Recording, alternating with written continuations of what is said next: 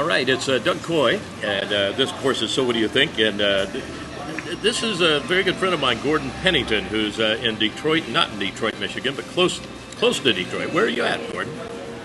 I'm in a small town about an hour northwest of Detroit.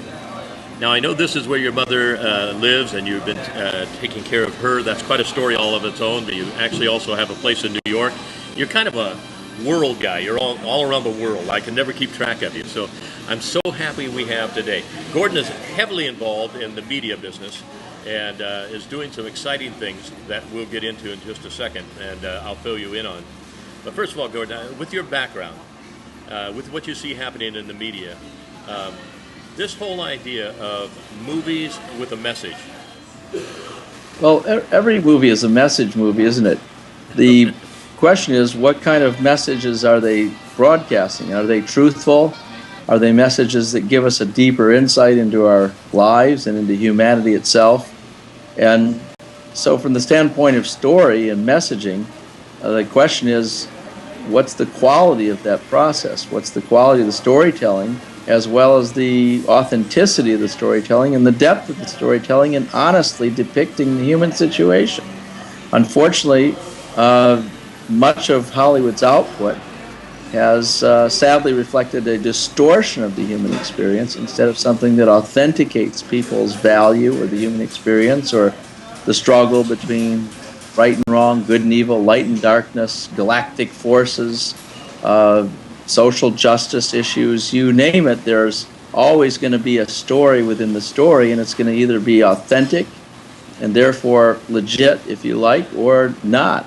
So movies are going to be as good as the way they're told. The thing we come back to in filmmaking is no story will ever be better than the discipline applied to the story writing. And the story writing is translated in film as screenwriting. So screenwriting is the watermark. The screenwriting is the benchmark by which you're going to judge everything else about the film. You may have great acting or acting that doesn't reach its potential. You may have great direction. You can have great special effects. You can have all kinds of things that work well for the film, but no film will ever be better than the discipline applied to the script. And unfortunately, you have many people in Hollywood today that don't have the same level of commitment to the quality of process that goes into development.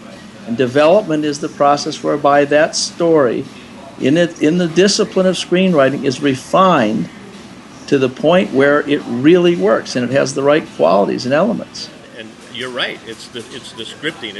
It's almost an affront to our intellect to go to some of these movies anymore. My opinion. Well, it's an opinion shared by many. When Hollywood lacks originality and real creativity, they simply play on the commercialization of the serializing of a franchise film, and they beat it to death. And sometimes it works better than other times. It depends on what's there originally. But creativity and originality depends on classic storytelling and masterwork filmmaking. So you have to look at it from that point of view and realize that if we don't invest, if Hollywood doesn't invest, with over 600 major releases every year and many more films coming out through the independent channels that are being developed and new forms of distribution, multiple new platforms, there's more storytelling going on than ever before.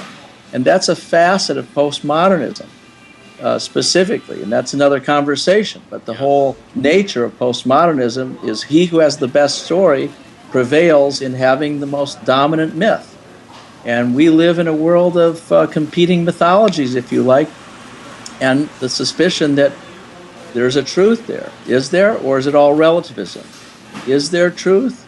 Is there truth to be found? If there is, then that's worth pursuing because it will authenticate deeply in the minds of viewers what they're seeing depicted in film. Myths can be very entertaining, but something resonates in the human soul. If the soul is a reflection of our mind, will, and emotions, then something resonates in us when we see an experience depicted, no matter how outrageous or unlikely it may be, something with the ring of truth resonates in us. And that's what we long for. something that will lead us further on the path of discovery about what is life about, what is truth.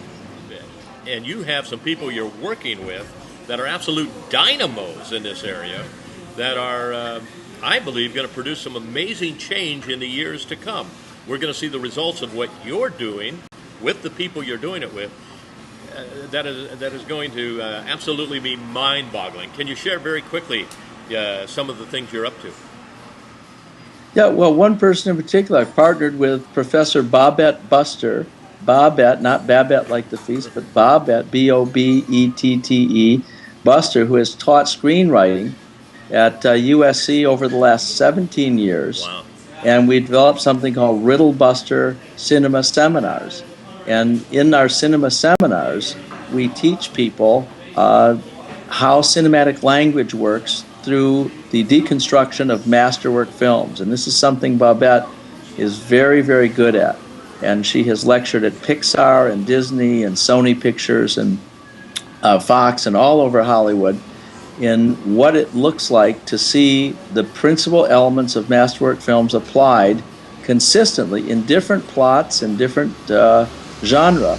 But what does masterwork storytelling look like as depicted through the discipline of screenwriting? So we're very excited that we're bringing this to more and more people, and it's an alternative to some of the other dominant screenwriting seminars out there that are not necessarily, in my mind, in the minds of people that have taken all the seminars, as effective. So we think we have a formula and an approach, a film theory, if you like, which by application can create a better quality experience in cinema. So we're very excited about that. So if people want to find out more about this, people in the industry, where would they go? You probably have a website. They can go to a website, riddlebuster.com.